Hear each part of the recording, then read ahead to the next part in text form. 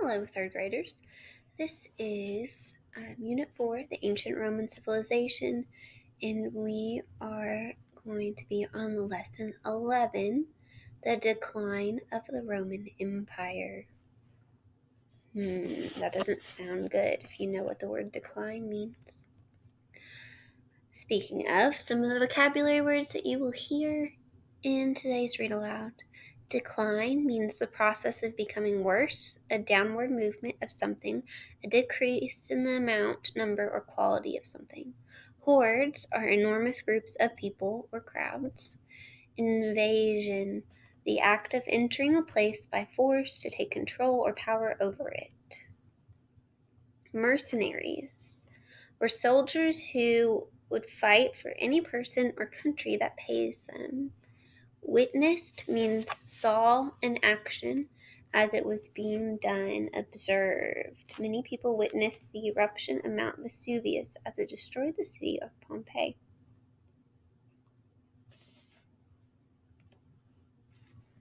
So what have we learned so far? In our last lesson, we learned about Emperor Augustus Caesar and the new empire formed in Roman government, right? Remember, Augustus or Octavian was Julius Caesar's adopted son who decided to take his adopted father's name of Caesar. How would you describe Augustus Caesar? He was the emperor. Many soldiers and generals were loyal to him. Many people respected him. He was rich and could make those who were loyal to him rich. His name, Augustus, means illustrious one, or one who is famous. He enacted the time of Pax Romana, or the 200-year period of peace in Rome. Have you heard the word decline before? Do you know what it means? A decline is a downward movement of something. So it's the opposite of incline. Decline is down, incline is up.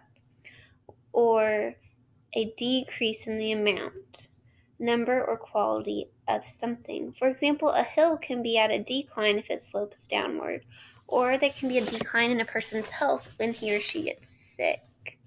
Today you're going to learn about the decline of the Roman Empire.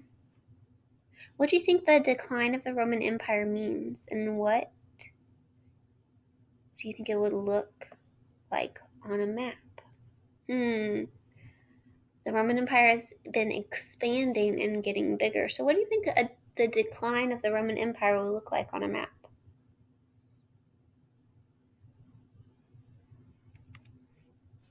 It is time to imagine once again that you are a citizen of ancient Rome. Imagine that you are an older Roman, such as this woman in the image, who lived 500 years after the beginning of the Roman Empire under Emperor Augustus Caesar. You come from a proud Roman family, able to trace your roots to the kings who ruled before the Roman Republic. You live with your family, children, grandchildren, great-grandchildren, nieces, nephews, and slaves, in a large home in the heart of the city. As a wealthy patrician, you are well educated. You know Rome's history. You know everything there is to know about Julius Caesar, Augustus Caesar, and the Roman emperors who came after them. Ever since the first emperor, Augustus Caesar, every emperor of Rome has always included the names Augustus and Caesar in his full name, and you know exactly why.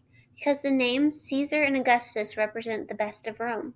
To you, Caesar means law and order, courage and responsibility.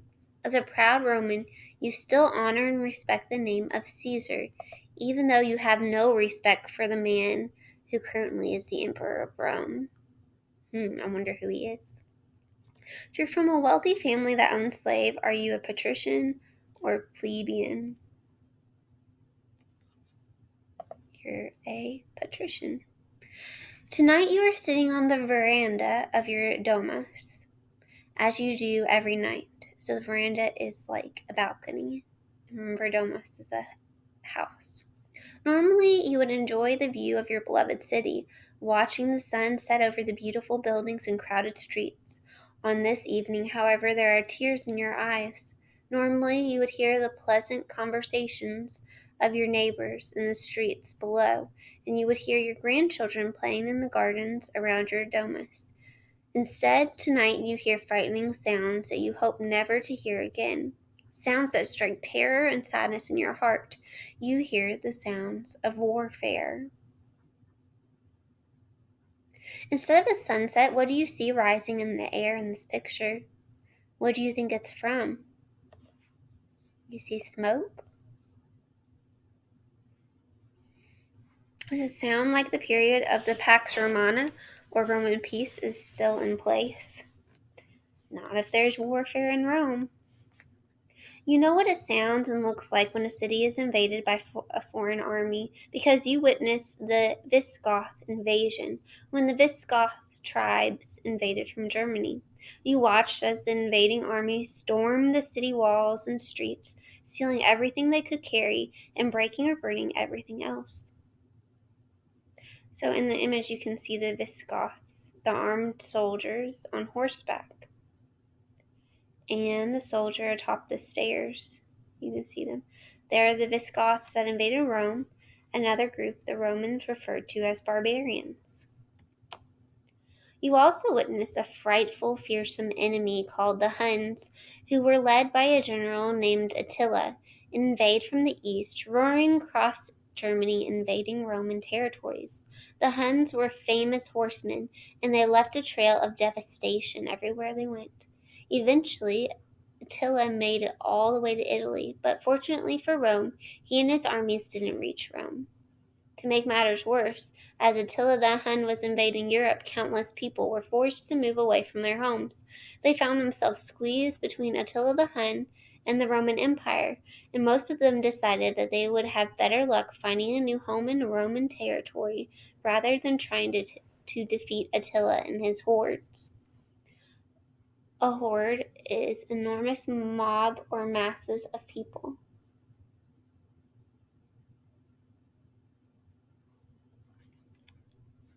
One of these tribes, the Vandals, had been forced from the Germanic regions. The Vandals invaded parts of the Roman Empire in Gaul, Spain, and then North Africa. They conquered the city of Carthage, and then they turned attention to Rome itself. The Vandals crossed the Mediterranean from Africa and invaded Italy. The Vandals pushed their way deep into the heart of Italy. Thousands of them descended upon the city of Rome, and their only goal was to destroy it. So you can look at this map to see the route the Vandals took by following the arrows. Luckily, most of your family members had time to leave their homes before the Vandals invasion. Some will go to the island of Sicily. They may not be safe there either because the Vandals seem to be everywhere in nearby Italy. Most of your family will head east, sailing across the sea to the city of Constantinople. There, you and your family hope to make a new start. As the Vandals move closer to your home, you wonder to yourself, where are all the powerful Roman legions of old? Why are there no legionaries to protect you? Long gone are the proud Roman legions under the leadership of Julius Caesar.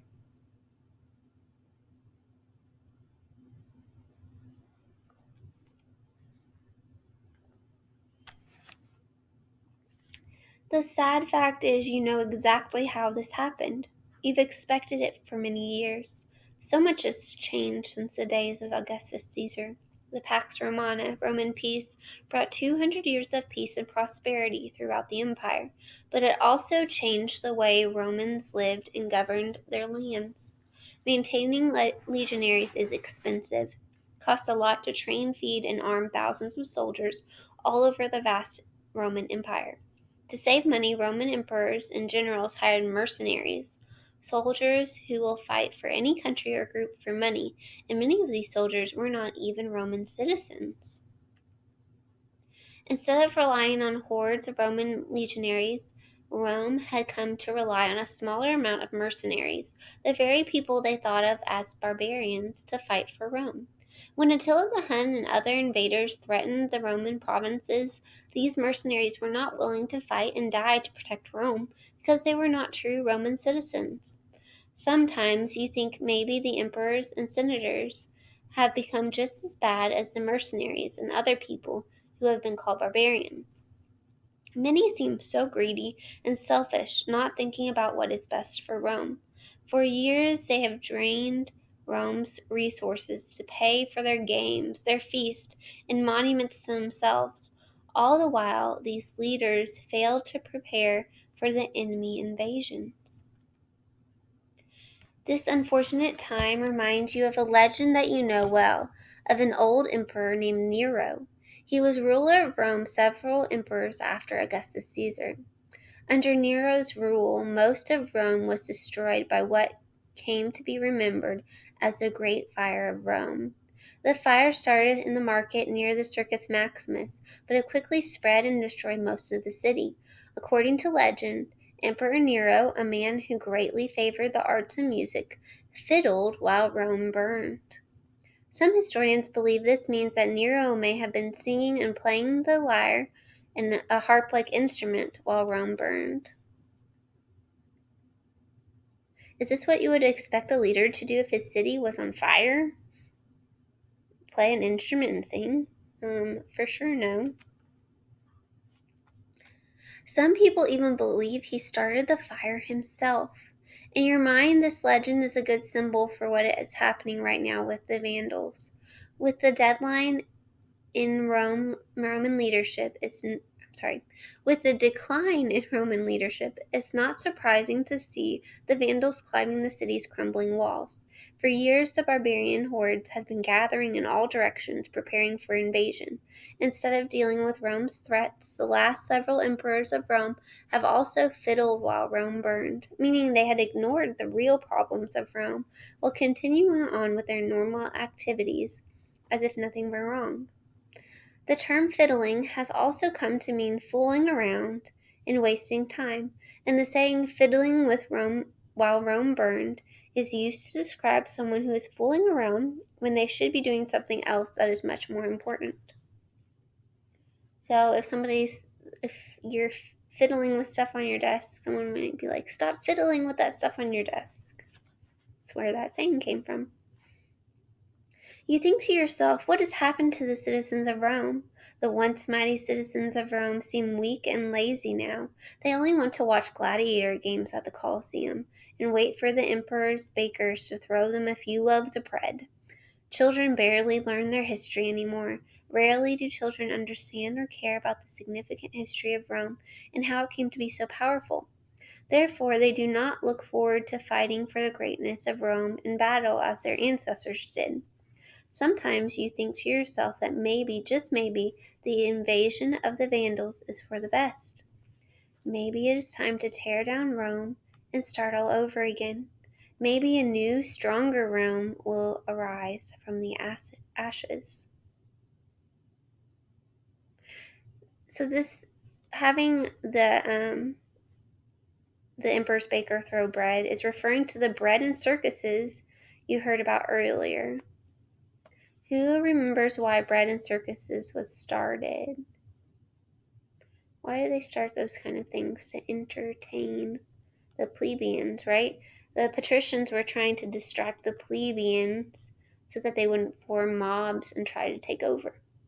So they tried to entertain them with things like gladiator fights. What type of government did Rome have during this time of decline that you heard about? That's right, they had an empire. Were all of Rome's emperors favored by the people? No, there were some that the people definitely did not favor. Was Nero favored or not favored by the people of Rome? Not favored. What does legend say that he did while the city of Rome was burning? Fiddled or played the lyre. You heard about the invasions of three hordes or large groups of people in today's read aloud that invaded the Roman Empire during this time of decline. The Visigoths, the Huns, and the Vandals. Why do you think these people that the Romans called uncivilized barbarians were invading Rome? It was evident to outsiders that Rome was in a decline or becoming weaker. Stronger armies took advantage of this, so they sought to expand their territories. Why do you think the character in the read aloud said, "Maybe it is time to tear down Rome and start all over again"? Why would she say that? Rome had declined as an empire, and many things had changed to make Rome weaker than it used to be. Maybe starting over would make a newer, stronger Rome. Our word for today is witnessed. In the read aloud, you imagined being a Roman who witnessed many invasions that led to the decline of Rome. Say the word witnessed. Witnessed means saw or observed an action as it was being done or taking place. Using the viewing box they made, Pilar and Charlie witnessed a solar eclipse as the moon passed between the sun and earth. So witness means that you saw something happen. What is something that you have witnessed? All right. Good job, third graders. Although the Romans weren't that great of people, it's kind of sad to read about their decline when so many people had worked so hard to make them a powerful empire.